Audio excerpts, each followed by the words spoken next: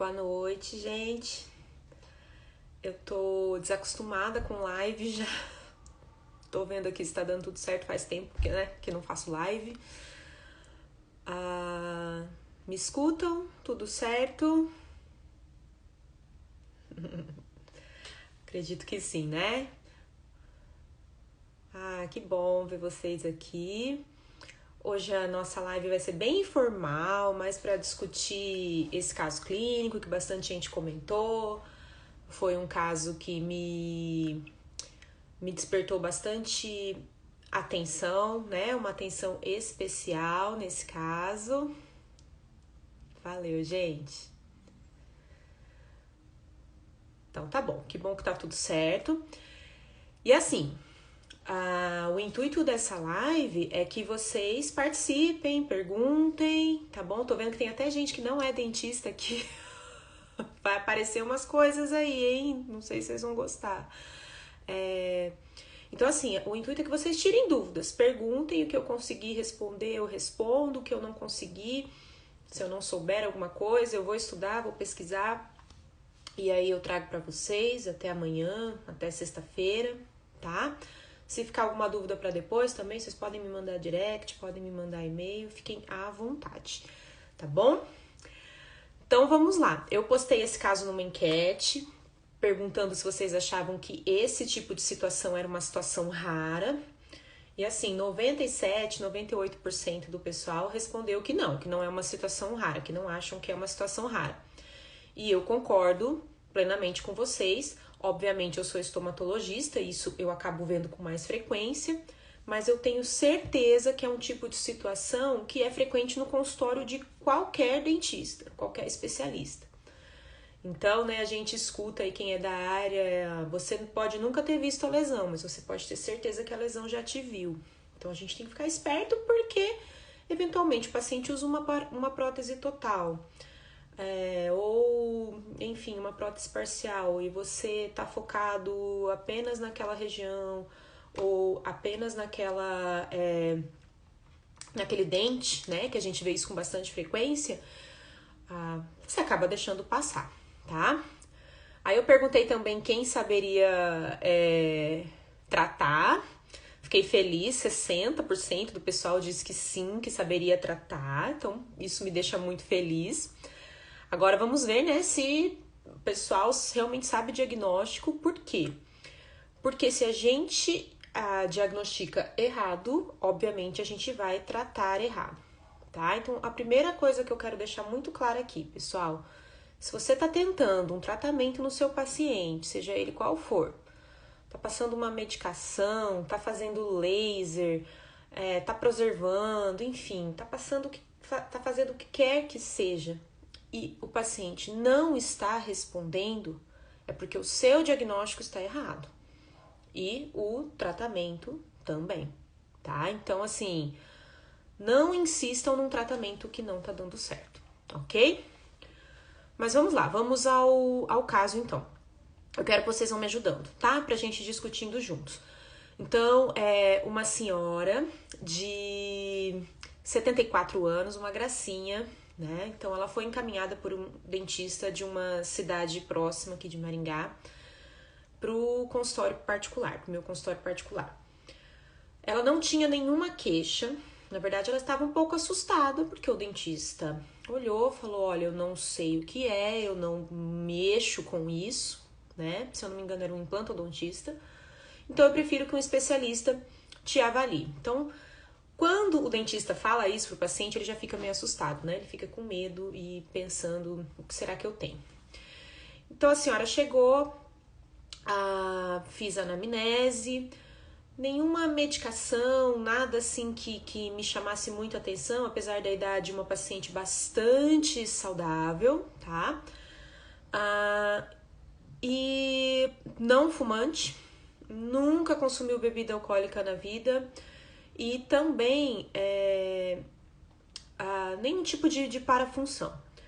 Usava uma prótese total superior, paciente totalmente desdentada há mais de 20 anos e na mandíbula, né, inferior, ela tinha aí um protocolo, tá? Então, o que a gente pode observar? Vamos ver se vocês estão me acompanhando aqui. Qual que seria, né, a lesão fundamental nesse caso? Eu vou deixar a live salva, tá? Lesão fundamental, gente. Alguém me responde aí. Quero vocês participando comigo. Não quero ficar falando sozinha, não. Muito bem. Muito bem, placa. Muito bem, lesão fundamental é placa. Então, lembrar que lesão fundamental é uma coisa, hipótese diagnóstica e diagnóstico é outra. Perfeito, pessoal. Então, nós temos aí uma placa branca, né? Na verdade, várias placas brancas. Então, eu descreveria como múltiplas placas brancas, espessas, né? Espalhadas, difusas, em região de rebordo alveolar edêntulo, de palato duro até um pouquinho ali do palato mole. Né? Muito bem, vocês estão, ó, tô adorando, muito bem. Qual a primeira manobra que vocês fariam, nesse caso, no exame físico? Vamos por partes. Eu fiz uma enquete com isso também ontem no Instagram. Primeira coisa que vocês fariam? Depois de ter feito anamnese, um exame físico, né, extrabucal, intrabucal, eu tô contando aqui que todo mundo fez tudo certinho. Muito bem, pessoal. Raspagem, tentar raspar, né? Pegar uma gaze e raspar. Carolina, bordas irregulares? Bordas irregulares, né? Com certeza, uma placa bastante irregular. Muito bem. Até os não dentistas estão respondendo aqui, raspagem. Muito bem, estão indo na onda, né? Profilaxia, sempre bom também, né? Fica a paciente desdentada, mas perfeito, verificar se é removível. Ok, o que vocês acham? Que era removível ou não? Tem cara de removível ou não? Vou passar outra foto.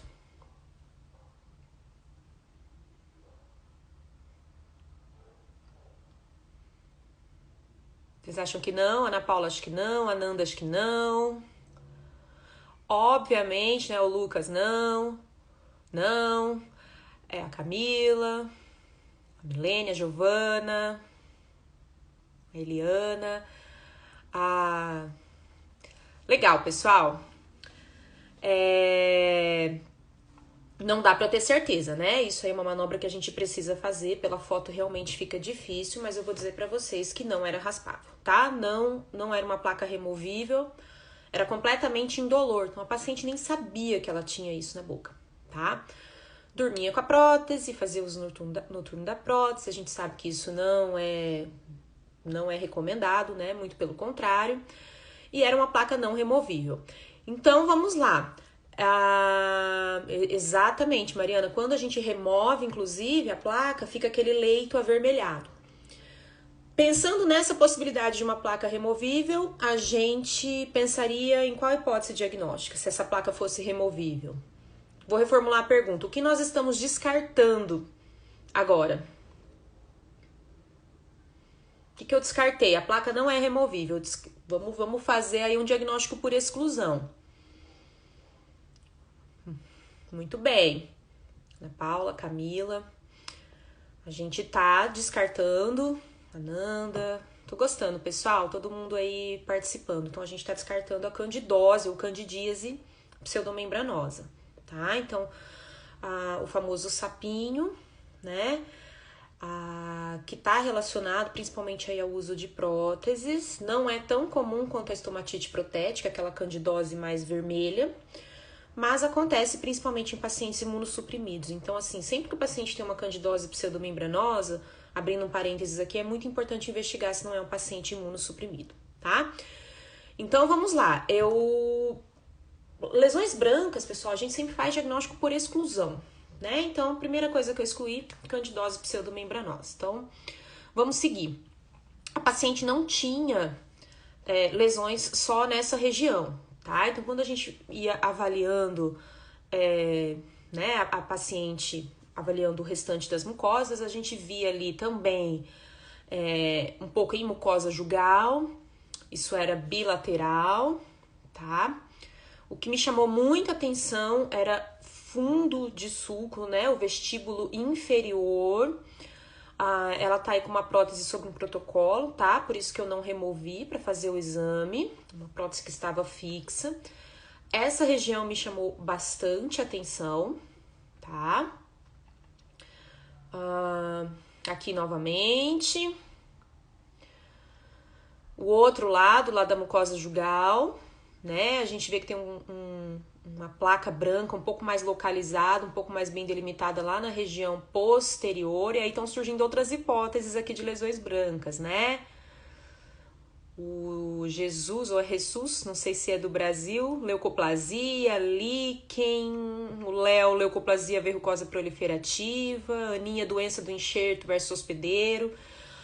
Não tinha nada, nenhuma informação, tá, Ana, da anamnese, da história da paciente que remetesse a isso, tá?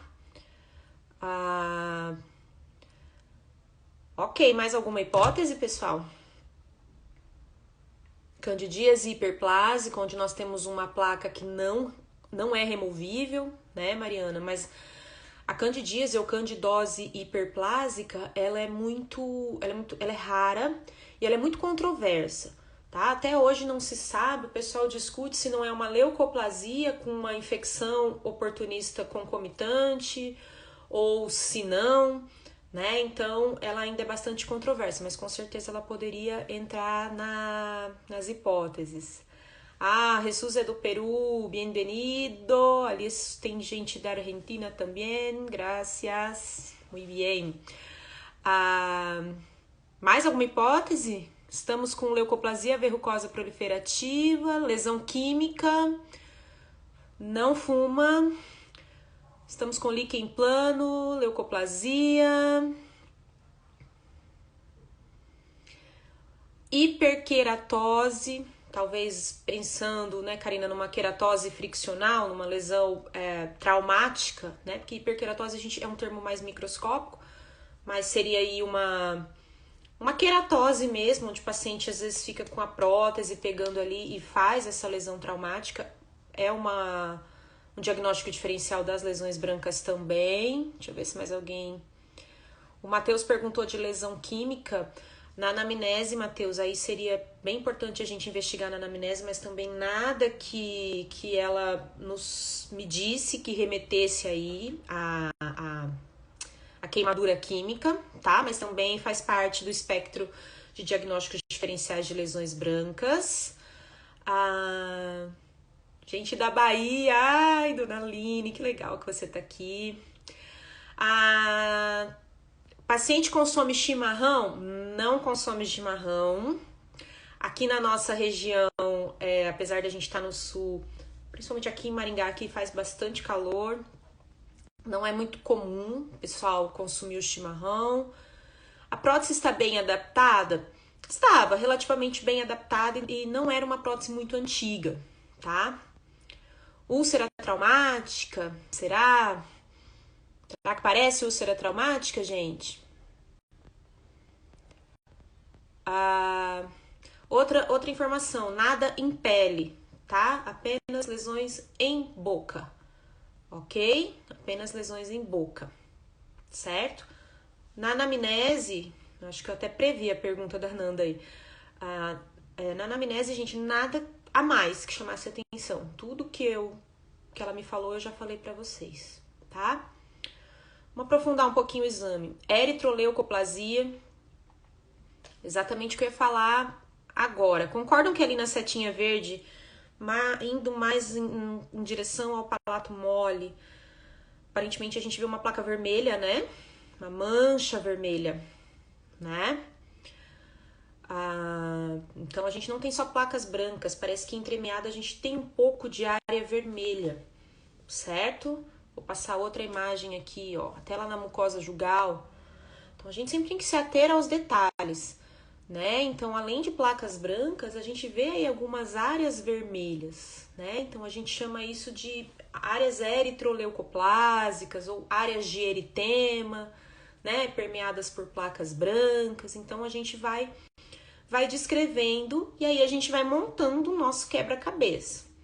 Diagnóstico, gente, é um quebra-cabeças, tá? O Natan perguntou, essas lesões têm relação com a prótese? A gente sempre precisa descartar isso, tá, Natan? Será que é a prótese que está causando? Né? Será que é uma infecção oportunista por causa da prótese? Ou será que é traumático? Será que essa prótese está machucando? Então, a gente vai construindo esse diagnóstico. Será que é uma prótese muito antiga? Nesse caso, tudo estava levando a crer que não, tá? Que não tinha relação com a prótese. O problema da prótese aí é esconder as lesões, né? Porque o paciente não vê, a prótese acaba escondendo, tá? Não removível, líquen, raspamos, tá, Gilberto? Não removíveis. Muito bem. Ok, mudaram hipótese, novas hipóteses. Acrescentou algo novo para vocês? Mantemos as hipóteses. Histórico de câncer na família? Não, também foi perguntado, tá? Não. Sangrou com a raspagem? Não. Nanda vai de leucoplasia verrucosa proliferativa. Ai, minha mãe, gente, minha mãe, estou amando. Oi, mãe! A gente aqui tá em lockdown em Maringá, não vejo minha mãe faz um tempão, então beijo, mãe. A Ana Paula, leucoplasia verrucosa proliferativa. Excelente hipótese, tá? Dr. Jesus de Peru, líquen plano. A Maria não é tabagista, não é etilista.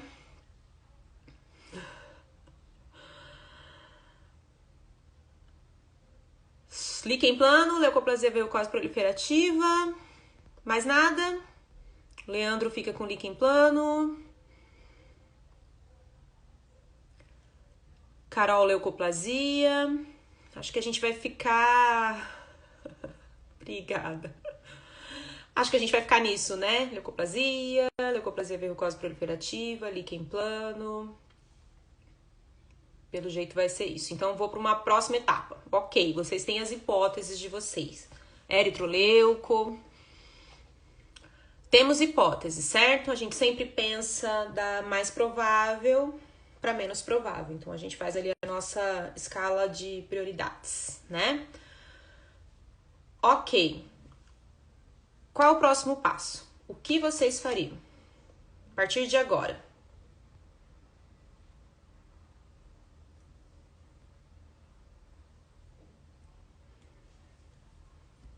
Tô esperando aqui uma manifestação. Ana Paula, biópsia incisional. Se vem estrias de Wickham. Alguém viu estrias de Wickham? Biópsia incisional. Mandaria pra Ellen. Ai, Gabi, não vale. Beijo, Gabizinha. Biópsia incisional. Giovana, eu ia perguntar isso. Ok, vocês escolheram biópsia incisional. O Rômulo não mandaria pra mim, não. Rômulo, você sabe muito bem. Estudo de laboratório, muito bem. Incisional, todo mundo tá bem aí de estômago, hein? Tô gostando de ver. Incisional, perfeito. A Giovana falou ali, biopsia área avermelhada. Vou mostrar aqui as imagens de novo, mais ou menos. Vão me falando aí onde vocês biopsiariam. Tô passando aqui rapidinho só para vocês reverem, tá? Testes de toluidina. Eu não uso, tá, Gabi? Faz muito tempo que eu não uso, mas tem muito dentista que usa. O azul de toluidina, ele tem uma tendência a marcar locais onde a gente tem maior atividade celular e às vezes até uma tendência de malignidade, só que ele dá muito falso positivo, tá? Então eu quase não uso, até porque às vezes ele mancha a lesão e isso pode dar artefato lá no laboratório, tá? Então eu particularmente não uso, mas tem muita gente que usa, tá? Lá, tô passando as imagens aqui rapidinho de novo. Onde vocês biopsiariam? Vocês biopsiariam um lugar só? Em zonas blancas, rojas e mistas. Muito bem, né? Então, tanto área branca quanto área vermelha nessas áreas mistas. Aqui é muito importante a gente pegar tanto área vermelha quanto área branca, tá, pessoal? A Ana Paula, na periferia, envolvendo tecido aparentemente sadio. Sim, também é outro princípio de biópsia, né? Exatamente, alguém mais aqui falou. Abranger áreas brancas, vermelhas e normais, brancas e vermelhas. Mariana, o fundo de vestíbulo inferior e o palato duro mole. Uau, Gabi, em vários locais. A Giovana, fundo de sulco e mucosa jugal. Eu posso fazer mais de uma biópsia? Eu posso coletar mais de um fragmento? Ou é melhor não?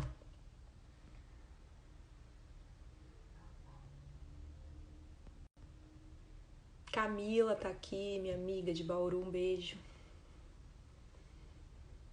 Nanda, pode.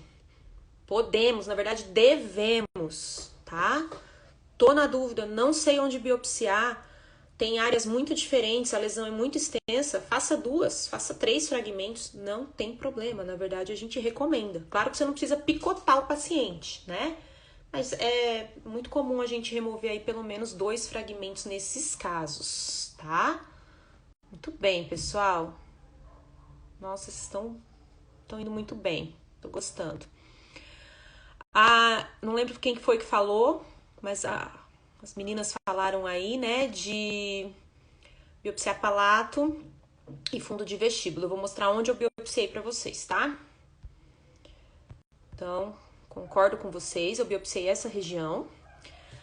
Por que essa região? Porque ali, ó, o desenho era para ser uma cunha, tá, gente? Então é um losanguinho, mas pensem em uma cunha. Então, pegando essa região, foi mais ou menos esse tamanho aí que eu peguei, a gente pega uma placa branca, uma parte da placa branca, onde a placa ela tá espessa. Então, a gente tem que tentar pegar uma região que esteja, assim, bem espessa, tá? Eu peguei parte do palato mole ali onde está vermelho, estão vendo? E consegui pegar uma pontinha ali, um biquinho de tecido sadio. Então, eu matei 3 coelhos, né? Com uma cajadada só, pegando essa região, tá? Mas eu também biopsiei essa região que me chamou muita atenção, tá?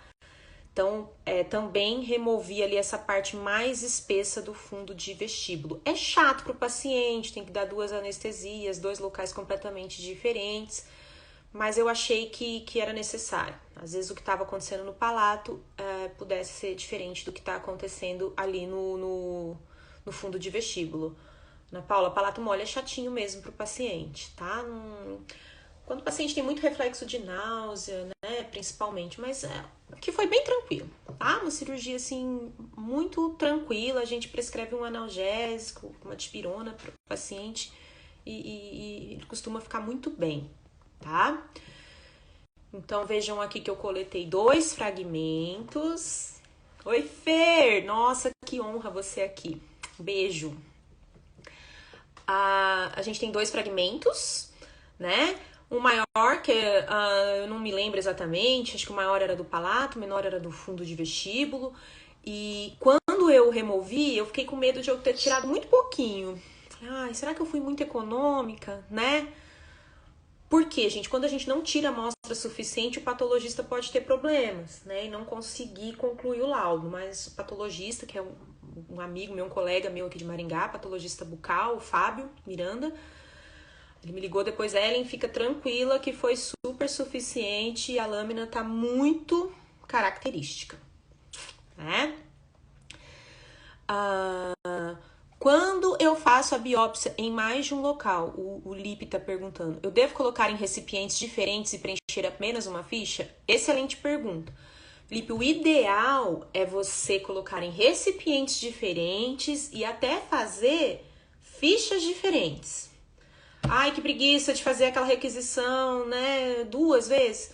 Então, o que você pode falar colocar na mesma ficha peça 1 e peça 2. A peça 1 foi retirada do palato, a peça 2 de fundo de suco. E colocar em 2 frasquinhos diferentes. Por quê? Porque pode ser que sejam 2 coisas diferentes, né?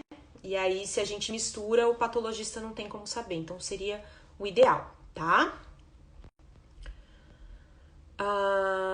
Quer saber o que é? E já vou falar já. Eu não entendi. O lipase, eu acho que... Isso, tá, acho que é a mesma pergunta. Ok. Vamos lá, minhas hipóteses, tá? Super concordei com vocês. Eu fui, gente, a minha primeira hipótese foi leucoplasia verrucosa proliferativa. Não só leucoplasia, mas leucoplasia verrucosa proliferativa. Por quê?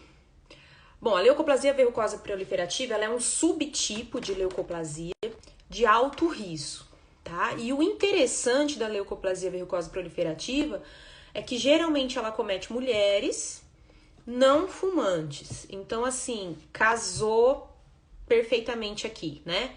A gente sabe que a leucoplasia é uma desordem potencialmente maligna, muito ligada aí ao cigarro, né? E, enfim, a outros fatores também, mas principalmente ao cigarro, sendo mais comum nos homens, com mais de 40 anos. A leucoplasia verrucosa proliferativa, ela já tem uma tendência em acometer mulheres mais velhas e mulheres não fumantes.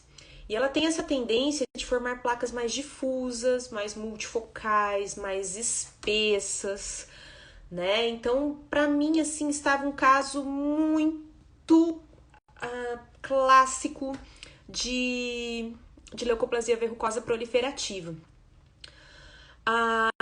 O líquen plano, gente, foi bobeira minha, porque eu tenho umas estrias sim, dá pra ver umas estriações, mas só me veio a leucoplasia. Eu falei, gente, isso aqui é uma leucoplasia verrucosa proliferativa. E aí eu vou fazer uma pergunta pra vocês. Alguém pensou em malignidade? Alguém pensou que pode ser já um câncer? Que tipo de câncer? Se alguém pensou?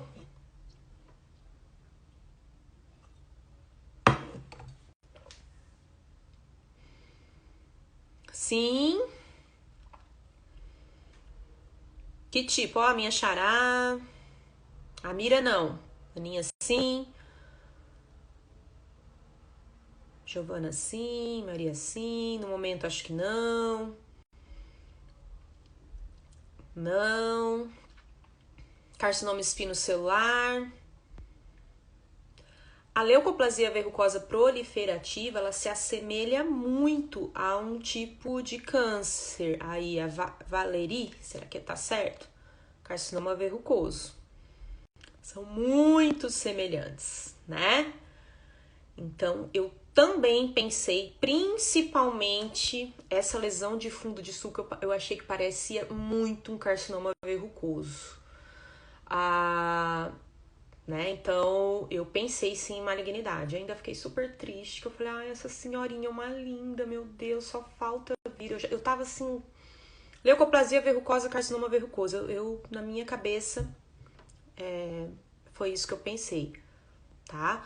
Lembrando que o verrucoso, gente, ele é um subtipo de carcinoma espinocelular bem mais raro, que se assemelha muito à leucoplasia verrucosa proliferativa.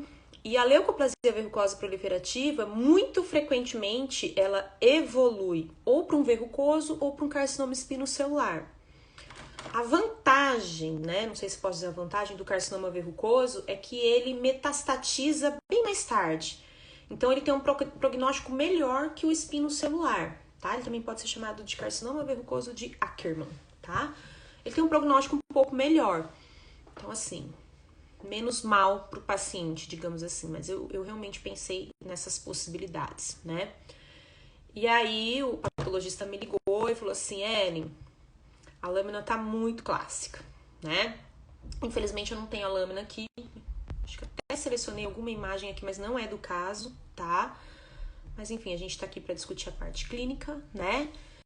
E aí ele viu ali, ó, chás histológicos, camada de queratina. Então, a gente vê hiperqueratose. O que é hiperqueratose? A queratina tá espessa, por isso que eu vejo a placa branca, tá? Então, a hiperqueratose eu vejo microscopicamente, e é por isso que a lesão ela é branca. Então, tudo tem um porquê, né? Dentes de serra, o tecido epitelial com aspecto de dentes de serra, então forma aquelas projeções em formato de dentes, né? ali no epitélio, e aí bem abaixo do epitélio no conjuntivo uma banda de infiltrado inflamatório. A gente chama de infiltrado em banda. Isso é muito clássico, né? Além de queratinócitos degenerados, que a gente chama de corpos de Sivat. Isso é muito clássico de líquen plano. E aí o Fábio me ligou e falou, Ellen, fica tranquila, não tem displasia, é um líquen plano. Eu fiquei, caraca, líquen plano. Fiquei super feliz, né? Chegar para paciente e falar, olha, a gente vai acompanhar, é um líquen plano. Para quem tava esperando chamar de carcinoma, né? Avisar às vezes que era um carcinoma. Então isso tranquiliza muito quando o laudo vem assim, muito fechado, muito certeiro. Nem sempre isso acontece, né? E aí, pessoal, deixa eu mostrar, né? Só falando rapidamente do líquen plano, o que a gente mais conhece é o reticular, as estrias de Wickham, esse aí acho que todo mundo conhece, né? É o mais comum, assintomático, requer controle. A gente tem a vertente um pouco mais agressiva, sintomática, o paciente aqui sofre, que é o líquen plano erosivo, né? Onde a biópsia ela realmente é indicada, porque as lesões são muito semelhantes, por exemplo, às lesões do lúpus, às vezes do pênfigo, do pemfigoide, né? Um monte de gente acertou aí, viu? Eu não acertei. Vocês acertaram, eu não acertei. A gente tem um tipo de líquen plano que é bem mais raro, que ele se chama papular, tá? Então ele forma assim pápulas, ao invés de fazer aquelas estrias bonitas, estrias de Wickham, ele faz pápulas e aí não fica tão patognomônico, né? A gente tem o líquen plano atrófico e o bolhoso. Eu vou até substituir essa foto do bolhoso, é de um artigo, mas semana passada no consultório, a gente ainda não estava em lockdown, eu atendi uma paciente com líquen plano bolhoso. Eu nunca tinha visto um líquen plano bolhoso na minha vida. Fez a bolinha assim no meio das estrias, coisa mais linda. Vou postar esse caso para vocês verem. E a gente tem o líquen plano em placa, que na minha opinião é nesse quadro que a gente vai se encaixar aqui, né? Um líquen plano se manifestando como placas, mimetizando muito uma leucoplasia, tá? Então, o líquen plano, gente, é uma das doenças mais lindas. Eu sou apaixonada por líquen plano. Alguém me perguntou se aqui é comum. Sim, eu atendo muito caso de líquen plano. A gente sabe que tem aí um componente emocional, né, relacionado ao líquen plano. Mas é uma doença muito complexa e não é totalmente compreendida até hoje. Tem muita pesquisa sobre líquen plano e mesmo assim ele não é totalmente compreendido. Então eu trouxe essa tabelinha aqui para vocês. Esse artigo, para quem quer estudar líquen plano, ele é maravilhoso. Depois eu posso mandar o link. Quem quiser, manda um e-mail, stomatolovers@gmail.com, que eu posso mandar esse artigo para vocês, tá? Ou eu coloco lá no meu grupo do Telegram também. A gente pode pôr lá no grupo posso pôr lá no grupo do Telegram para vocês. Ele é um artigo espetacular da Associação Americana, da Academia Americana de Patologia Oral e Maxilofacial. Foi publicado em 2016, onde ele fala do desafio que é o diagnóstico do líquen plano, tanto clínica quanto microscopicamente, né? Então, alguns critérios clínicos seriam lesões múltiplas, distribuição mais simétrica, aí tem os subtipos que eu falei para vocês, né? Eu tenho que descartar outras coisas, principalmente as lesões de contato, estomatite de contato, por exemplo, que fica muito parecida, né, as reações liquenoides por amálgama, por canela, né, alguns aromatizantes como a canela. Então eu preciso descartar, tá? Antes de pensar no líquen plano. Eles recomendam a biópsia, inclusive nos casos de líquen plano reticular. Eu, particularmente, quando tá muito clássico líquen plano reticular, eu não faço biópsia. Mas a academia hoje ela está recomendando, então é algo que eu também estou repensando, né? E um critério que eles batem muito o martelo em cima é, para ser líquen plano, não pode ter displasia epitelial, que é aquele caminho para malignidade. Então, para ser líquen plano, a gente não pode ter displasia. E nesse caso não tinha displasia, tá?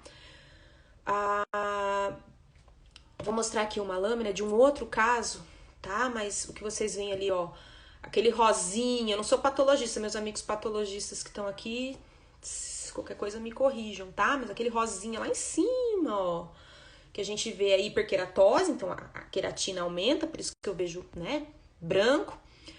Vejo o epitélio, e no epitélio formou essas serras, assim, essas cristas epiteliais, a gente chama de dente de serra, né? E logo abaixo desenho roxo, um monte de bolinha roxa. Isso aí é infiltrado inflamatório, né? Em banda, forma uma banda assim embaixo do epitélio. Isso é bem característico. E ali na setinha, ó, a gente vê um queratinócito degenerado, que é o que é chamado corpus de Sivati. E não vemos displasia epitelial, tá? Só que é muito controverso, porque a Associação Americana fala que não pode ter displasia epitelial, só que a OMS considera o líquen plano como uma desordem potencialmente maligna. Então, e aí? Mas não pode ter displasia, como que é uma desordem potencialmente maligna? Então, ainda existe essa controvérsia se o líquen plano pode sofrer transformação maligna, tá? A gente até fez um estudo aqui, foi com alunos de graduação, né? A gente relatou um caso de uma paciente que há 2 anos ela tinha sido diagnosticada com líquen plano. 2 anos depois no controle, a gente viu uma evolução para um carcinoma espinocelular. Agora, será que a gente pode afirmar com certeza que o carcinoma veio do líquen plano? Se são lesões concomitantes? Então, isso ainda é muito controverso. De qualquer forma, o líquen plano está classificado pela OMS como uma desordem potencialmente maligna. E por que eu estou falando isso? Porque eu não estou totalmente convencida com essa paciente. É líquen plano, o resultado do exame microscópico me convenceu, está muito claro, mas eu vou fazer um acompanhamento rigoroso. Por quê? Porque eu sinto, não sei, na minha experiência desse tipo de caso, desse tipo de placa, que existe sim uma chance de uma biópsia futura revelar uma displasia avançada ou até já um carcinoma. Então é aquele caso que a gente realmente tem que ficar em cima, é o famoso casamento com o paciente, tá? Eu não sei se alguém tem algo para dividir aí, se concorda, se discorda, se, né, se tem alguma opinião sobre isso, mas eu não vou fechar simplesmente líquen plano, acompanhar a cada 6 meses, se vier beleza, se não vier beleza também. Não, é uma paciente que ainda me desperta preocupação, né? Porque o clínico está puxado, eu tô achando assim. O clínico tá muito exuberante e, na minha opinião, ele requer cuidados, tá? Quem acertou aí no líquen plano? Eu não acertei, eu fui na verrucosa proliferativa. Se vocês quiserem, depois eu posso passar, tá? Esses artigos que eu mostrei pra vocês aqui, eu coloco lá no grupo do Telegram. Quem não tá lá no grupo, lá no Instagram tem o link, tá?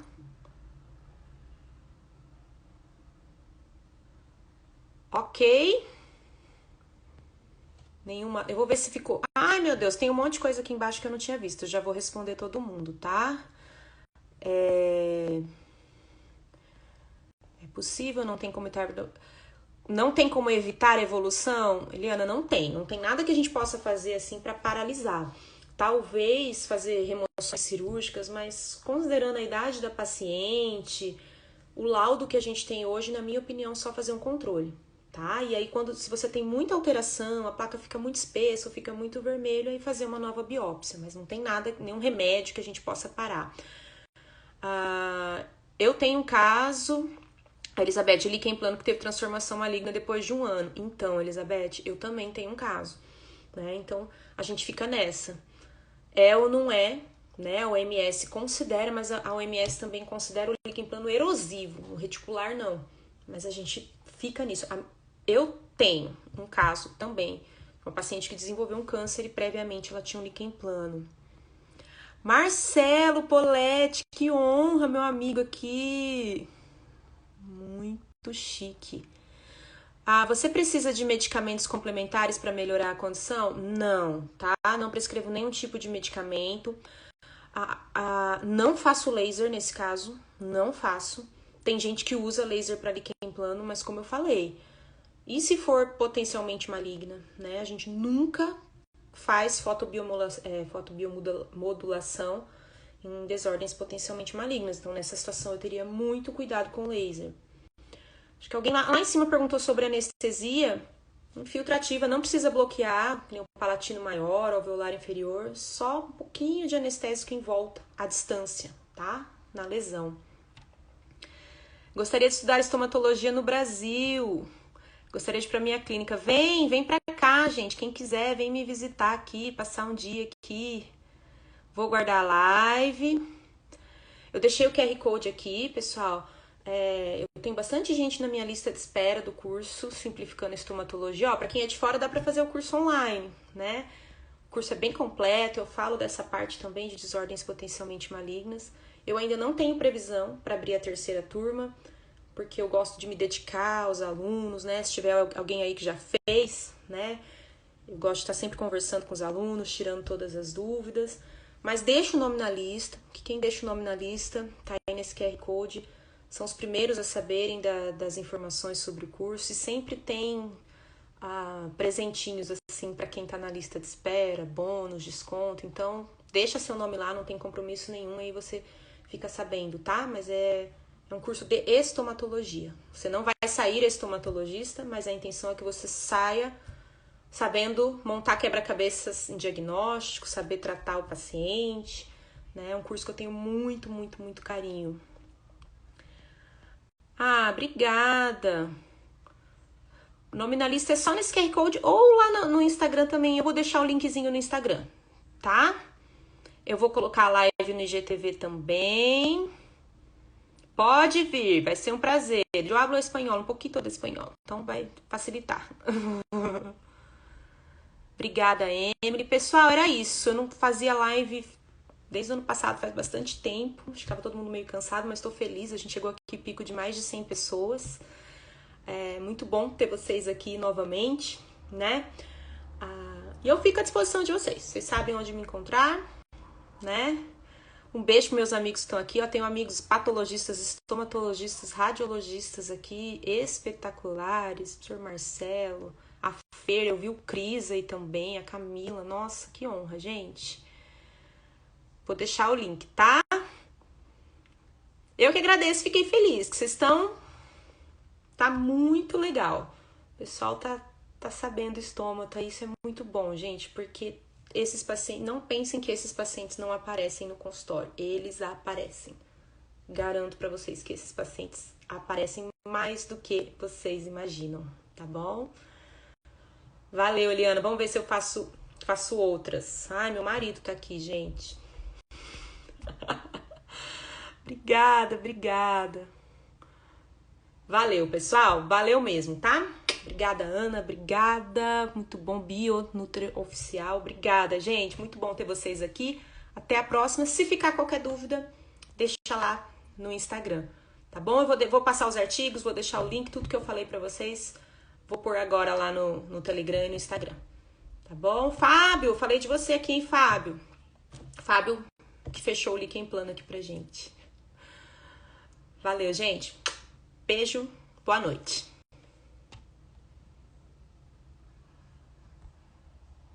Eu não sei mais encerrar a live, Jesus.